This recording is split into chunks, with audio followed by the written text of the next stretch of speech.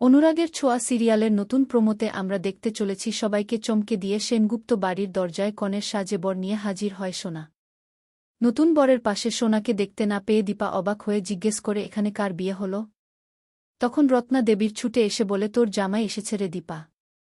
তখনই নতুন বর সোনাকে নিয়ে সানাই বাজাতে বাজাতে সবার সামনে হাজির হয়, যা দেখে চমকে যায় সেনগুপ্ত বাড়ির সবাই।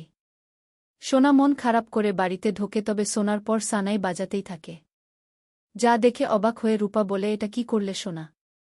এটা শুনে প্রচণ্ড রেগে গিয়ে সোনা বলে একদম চুপ, কোনো কথা বলবে না তুমি। এসব কিছু দেখে সূর্য অবাক হয়ে বলে আমাদেরকে না জানিয়েই বিয়ে করে ফেললি সোনা। তখন সোনার বর দাঁত বের করে দীপাকে প্রণাম করতে করতে বলে ও বিয়ে করে বাড়িতে লক্ষ্মী এনেছে। এটা শুনে দীপা খেপে গিয়ে বলে লক্ষ্মী মেয়েদেরকে বলা হয় জামাইকে নয়। তখন সোনার বর বলে ঘর জামাই তো নিজের ছেলেই হয়, তাই এই ঘরের লক্ষ্মী তো আমারই। ঠিক বলেছি তো, তাই না? এটা শুনে অবাক হয়ে তাকিয়ে থাকে দীপা। কৃষ্ণকে ছেড়ে অন্য একজনকে বিয়ে করে আনল সোনা। এটা দেখে আপনার কেমন লেগেছে অবশ্যই কমেন্টে জানাবেন।